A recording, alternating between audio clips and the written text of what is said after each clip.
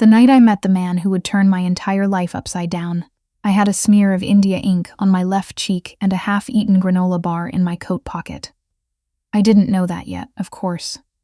I was too busy arguing with the museum's ancient freight elevator, which had decided, for the third time that week, to stop between floors.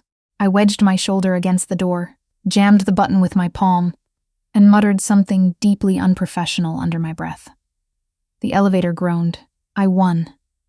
That was my life at Third Machinery, cataloging other people's histories, living so quietly that sometimes I wondered if I was leaving any impression on the world at all. I was a paper conservator at the Smithsonian American Art Museum in Washington, D.C. My job was to save things. Old letters, crumbling maps, water-damaged documents that other people had given up on. I worked in a basement lab, fought two colleagues who kept their headphones in most of the day, fluorescent lighting that buzzed just below the threshold of awareness, and a coffee maker that produced something that tasted like ambition filtered through despair. I loved it. I genuinely, wholeheartedly loved it. My apartment was 12 minutes from the metro, 3 blocks from a good bakery, and quiet in a way that felt earned rather than empty.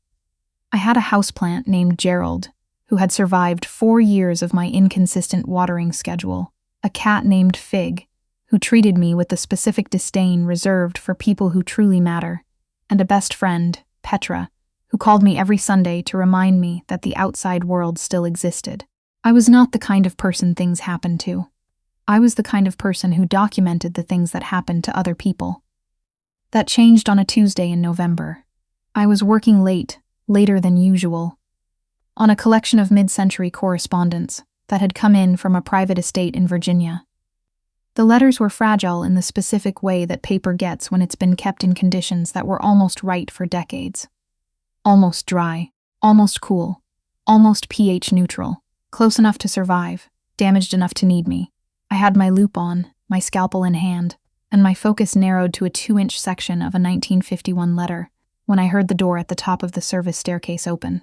That door was always locked after 6. I set down my scalpel. Slowly, the footsteps coming down were measured, unhurried. 2 sets. By the time they reached the bottom landing, I had already calculated 3 things. My phone was across the room charging. The security desk upstairs closed at 7, and I was the only person in this wing of the building. The door to my lab opened. The man who stepped through it was tall, not imposing in the way that needed to announce itself, but the kind of tall that reorganized a room's geometry. Dark suit, no tie, a face that had the particular stillness of someone who had trained themselves out of readable expressions. He was maybe 40, maybe a little less. It was hard to tell with men who carried themselves like that, like whatever had aged them had done it from the inside out. Behind him, a younger man stayed near the door, arms loose, eyes moving. "Dr. Whitmore?" the tall man said. My name. Which meant this wasn't random. "The museum is closed," I said. My voice came out steadier than I expected. "This area is restricted." "I know." He glanced at the letter under my loupe, then back at me. "I need a favor." People who need favors usually call ahead. Something shifted in his expression, not quite amusement, something adjacent to it. People who call ahead don't always get answers. He introduced himself as Roman. Just Roman. No last name offered, none of the social performance that usually accompanied introductions. He told me, with the same matter-of-fact tone someone might use to discuss a weather forecast, that he was aware I had recently authenticated a collection of documents related to the Voss estate. A private acquisition deal that had moved through 3 different galleries and 2 separate auction intermediaries before landing on my desk as a routine provenance review. Nothing about that job had been routine. I had suspected it at the time. I had flagged 2 of the pieces, submitted my report, and then, like a professional, I had let it go. He knew exactly which 2 I had flagged. "There's a gala Friday night," he said. "A fundraiser. The Hartwell collection is being unveiled, the same collection your flags almost derailed 18 months ago." He paused. "I need someone who can move through that event naturally. Someone who knows what they're looking at." I stared at him. "You're asking me to go to a party. I'm asking you to go to a party and tell me if anything you see has been laundered through a forgery network I've been building a case against for 3 years. There was a long silence. Fig would have been proud of me. I held it without flinching. "Who are you?" I asked. He reached into his jacket and set a card on my workbench. No agency name, just a number. "The kind of person," he said, "who makes problems disappear. And right now, you have a problem you don't know about yet." He told me then, briefly, without drama, that one of the documents in the Voss collection had carried my authentication signature, and that someone had recently used a copy of that signature on something else. Something that had nothing to do with the Smithsonian, nothing to do with me, and everything to do with a federal investigation that had been running quietly for 2 years. My name was attached to a forgery. I hadn't forged anything. But that distinction, he explained with uncomfortable patience, would be significantly harder to establish after Friday, when the Hartwell collection went public and certain interested parties had a reason to need a scapegoat. "I didn't agree to anything," I said. "I know. I'm not an operative. I'm a paper conservator. I know that too." He picked up the card from my bench and held it out again. "Friday, 7 o'clock. The event is black tie. I'll handle the logistics. You look at the collection, you tell me what you see. And by Saturday morning you're back in this basement. And no one outside this room ever knows you were there." I looked at the card. I looked at him. I thought about my authentication signature on something I'd never touched. "I'll need to see the provenance files you have," I said. "Before Friday. I'm not walking in blind." The corner of his mouth moved. "Barely. I'll send them tonight." He left the same way he came in. The door clicked shut. The elevator groaned somewhere above me. Fig was going to be insufferable about me coming home late tonight, and I owed Gerald a watering, and somewhere in a federal evidence file was a copy of my signature on a document I had never seen. I picked up my scalpel and went back to the 1951 letter. My hands were almost steady. He sent the files at 11:47 p.m. Not a link, not an email. A secured folder on a drive that appeared in my inbox with a 12-character password and a note that said delete after reading. I did not delete after reading. I photographed every page, backed them up to 2 separate cloud accounts, and then went to bed and stared at the ceiling until 2 in the morning. The files were dense. 3 years of transaction records, gallery transfers, insurance claims, and import documentation, all circling the same core network. A forgery operation that had been feeding authenticated fakes into the legitimate art market for nearly a decade. The Hartwell collection was the end game. 15 pieces, each one a linchpin in a money trail that led to people whose names I recognized from the kinds of news stories that got buried on page 7. My signature had been lifted from the Voss paperwork and applied to one of those 15 pieces. It was subtle, careful. The kind of thing that would only unravel if someone who knew my actual methodology looked closely at the authentication language and found the places where the forger had gotten it slightly, technically, unmistakably wrong. I knew those places. Because I knew my own work. By 3 a.m., I had stopped thinking about whether to go and started thinking about what to look for. Friday came faster than felt fair. Petra called Sunday as usual, and I told her I had a work event. She said, "You never have work events," with the accuracy of someone who had been my best friend for 11 years. And I said, "I know." And she said, "Are you okay?" And I said, "Definitely," in a tone that clearly communicated the opposite. And she let it go because she knew me well enough to know that pushing wouldn't help. The dress was delivered Thursday afternoon. A courier I'd never seen before. A garment bag with no return address.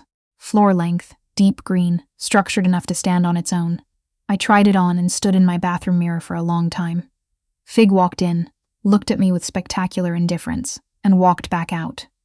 The car arrived at 6:30. The same younger man from the lab drove. Roman was already inside. He looked different, in the way that a specific context could reframe a person entirely. The suit was charcoal this time, impeccably cut. And he'd traded the absence of affect for something more controlled and social, the kind of face that could hold a room without ever visibly trying. He looked at me when I got in and said, "You look like you belong there." "I do belong there," I said. "That's the whole point." Something moved in his expression again. That same almost amusement. He ran me through it on the ride over. The host was a man named Aldous Hartwell. Old Philadelphia money. Inherited a gallery empire. Recently connected through 3 degrees of documentation to the network. Roman had been tracking. 2 of the other guests were buyers. One was an intermediary. The collection would be displayed in the ballroom. I had 40 minutes to move through it naturally before the formal unveiling, during the cocktail hour. If you see something, don't react, he said. Don't stop. Don't take photos. Come find me and tell me what you saw. And if someone talks to me, talk back. You've attended 30 museum galas. You know how these conversations work. He was right. I did. That was the unsettling part. How much of this he had understood about me before I'd ever agreed to any of it. How did you know I'd say yes? I asked. He was quiet for a moment. I didn't. But I knew why you would. The venue was a converted Beaux-Arts building off Massachusetts Avenue, the kind of space that charged $20,000 a night, and filled it with people who didn't look at the price. I had been to events like this before, with the museum, with curators and donors, and people who held glasses of Sancerre and spoke about art with the specific confidence of those who had never needed to study it professionally. I knew how to move in rooms like this. I had just never done it for this reason. Roman appeared at my elbow as we entered, and without discussion or announcement, he settled into the role of companion with the ease of someone who had done it before. His hand was at the small of my back for exactly 2 seconds when we passed through the entrance. Just long enough to establish context to anyone watching, and then it was gone. 12 o'clock, he murmured. The Delacroix on the east wall, that one first. I angled left and found it, a small oil study, beautifully framed, with the kind of natural wear that took decades or the right chemicals to produce. I held my champagne and looked at it with the expression I used when I was genuinely interested in something and did not want to appear so. The brushwork was confident. The aging on the canvas edge was consistent. The signature was correct in shape. It was also wrong in ways that would not appear in any photograph. I knew it the way I knew the difference between foxing caused by humidity and foxing caused by intentional application. There is a rhythm to authentic deterioration. It accumulates according to physics, to time, to the specific insults of environment. This painting had been aged by someone who understood the rules of the process, but not the music of it. I moved on, found Roman at the bar. The Delacroix, I said, accepting a glass of water I didn't want. Forrest. Good one. Better than good, actually. But the canvas aging is applied. The direction's wrong for the stated storage history. He didn't blink. The 2 landscapes on the north wall. I spent 40 minutes moving through the collection. I found 3 more pieces I was confident about and 2 I needed more time with. I told him all of it in the low, unhurried cadence of 2 people having a conversation at a party, and he listened without writing anything down or reaching for his phone. It was almost 9 when the host appeared. Aldous Hartwell was 63, silver-haired, the kind of man who wore tailored confidence like a second skin. He worked the room with the ease of long practice, and when his eyes landed on me, they stayed a half-second too long. He crossed to us. Roman. His tone was smooth, neutral, the kind of neutral that required effort. I wasn't aware you'd be attending.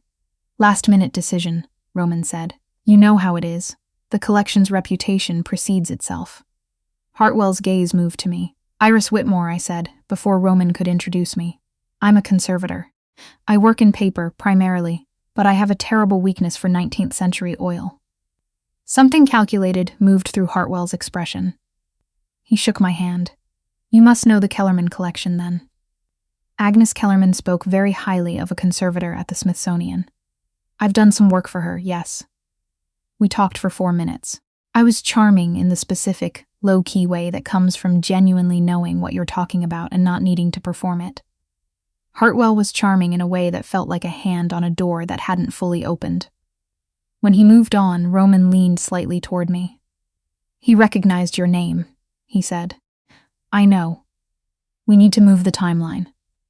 We did not make it to the car before it became clear that the timeline had already moved itself. The intermediary, a man I had clocked near the north wall earlier, younger than the buyers, with the specific restlessness of someone waiting for a signal, had made a call during the last 20 minutes. Roman knew this because of something. He spoke quietly into his phone while I retrieved my coat, and the quality of his voice changed in a way that told me, without needing to be told, that the careful architecture of a 3-year investigation had just experienced unexpected weather. "Don't go back to your apartment tonight," he said in the car. I looked at him. "Not a request," he said. "We think Hartwell already knows what the authentication trail was missing and where to find it. Your lab. My lab is in the Smithsonian. Your lab has your methodology files, your reference binders, the specific vocabulary of your work." He looked at me directly for the first time that evening. Not the managed, room-reading attention of the Gala, but something more direct. If someone wants to know exactly how to perfect the forgery your signature is attached to, they need those files. I thought about the 1951 letter on my bench, still mid-treatment. I thought about 3 years of reference binders organized in a system so specific that even my colleagues sometimes asked me to find things for them. "What happens now?" I asked. "Now," he said, "we use what you told me tonight." What followed was not, it turned out, a single night. It was 11 days. 11 days in which I did not go back to my apartment, communicated with Petra in messages so carefully casual that I could feel her worry building like pressure behind glass, and worked from a secure location in a building in Georgetown that had no signage and excellent coffee. I was given a workspace, proper lighting, a laptop with access to the archives I needed, and, on day 3, a small succulent that someone had left on the desk with no explanation that I chose to interpret as a gesture of good faith. Roman and I developed a working rhythm in that time that I would not have predicted. He was precise. He thought in systems, in contingencies, in the branching logic of what happens if. I thought in materials, in evidence, in the physical truth of objects that couldn't lie even when the people who created them had. We were, it turned out, solving the same problem from different angles. He brought me coffee every morning without asking how I took it. And he got it right, which meant he had either asked someone or paid attention at some point I hadn't noticed. We argued twice. Once about the correct interpretation of a transfer document I was examining, and once about whether my methodology for establishing provenance was too narrow. A claim I rejected with more vehemence than was probably professional. He listened to both arguments. He conceded the first. On the second, he told me I was right before I'd finished making my point, which was deeply annoying. On the 7th night, I couldn't sleep. I went to the small kitchen at 2 a.m. and found him already there, leaning against the counter with a glass of water, reading something on his phone. He looked up. "Insomnia?" I said. "Habit," he said. We sat at the kitchen table for an hour. He told me, without preamble and without the measured distance he usually maintained, that the investigation had started because of his brother. A business his brother had built, legitimate and careful, that had been used without his knowledge as a transit point for laundered money. By the time it surfaced, the damage was done. His brother had spent 14 months in legal proceedings that had taken everything. I did not say I'm sorry because it felt insufficient. I said, "That's why you've been building this for 3 years. 3 years and 4 months, he said. I told him about the first time I had flagged a forgery. Not the Voss collection, but years earlier, a single document in a private collection that everyone else had passed. My supervisor at the time had suggested I was being overcautious. I had been 26 and uncertain enough to wonder if he was right. I had gone back to my workbench, looked at the document again, and filed the flag anyway. The forgery was confirmed 6 months later. "What made you sure?" he asked. "The paper," I said. The forgery was perfect in every way except the paper had been aged with a compound that was developed in 1987, and the document was supposedly from 1962. I paused. Chemistry doesn't lie. That's the thing I keep coming back to. Materials leave evidence. They always do. He was quiet for a moment. "That's what you've been doing for me." "That's what I've been doing," I said. He looked at me across the table in the way that someone looks at you when they've been carefully not looking at you for several days and have decided to stop managing it. I looked back. "This ends in 2 days," he said. "When it does, Roman, I want to be clear about what I'm saying. I know what you're saying." A pause. "Okay. 2 days," I said. "We can be clear after 2 days. The arrest happened on a Thursday morning. I know this because I was in the Georgetown workspace when Roman's phone rang, and he stepped into the hallway to take it, and when he came back, his face had the quality of someone who had just put down something very heavy after carrying it for a very long time. 4 people. Hartwell, the intermediary, 2 gallery directors in New York, the authentication trail, documented, verified, tied to physical evidence from the collection, and the methodology files my signature had been lifted from, was complete. The forgery attached to my name was formally disassociated in the same filing. Petra called that afternoon. I answered on the second ring. "Okay," she said. "Tell me everything." "I will," I said. "I need about 3 hours and probably a bottle of wine." "I'll bring the wine," she said. "You sound different." I thought about that. "I think I might be," I said. I went back to my lab on a Friday morning, 11 days after I'd left it. The 1951 letter was still on my bench, mid-treatment, exactly where I'd left it. Gerald had survived. Fig had been staying with Petra and made a point of ignoring me for exactly 1 day, before deciding that warmth and vengeance were not compatible with his schedule. The letter, when I finally got back to it, was a love letter. I realized this slowly, the way you realize things when you're paying the kind of attention that only comes from working carefully with fragile materials. A man writing to a woman he missed. The language was plain. The feeling underneath it wasn't. I thought about Roman, about chemistry leaving evidence, about the particular way that people who work in investigation and people who work in conservation are both, at the root, trying to find out what actually happened, what is true, what endures, what can be proven by the object itself. He came to the museum that evening. Not through the service entrance this time. He came through the front doors like a person with a regular life, and found me in the lobby at closing time, when I was on my way out with my bag over one shoulder and my coat half on. He looked like a man who had finished something. "I was going to get dinner," he said. "I know a place," I said. He held the door for me. Outside, the November air had gone fully cold, and the lights along the mall had come on in that early, dark, specific way they did in winter. The monuments lit against a sky that couldn't quite decide between blue and black. Washington was a city I had lived in for 8 years, and still sometimes caught myself looking at like it was new. We walked. He reached for my hand at some point, and I let him take it. And we did not make a production of it, because neither of us was built for that. It was just a hand in a hand, 2 people in a city at night, the past 3 years of his work finished, and the 1951 letter back on my bench, and Fig waiting at home with his opinions about the hour. Some things, I thought, you document, and some things you just let be true.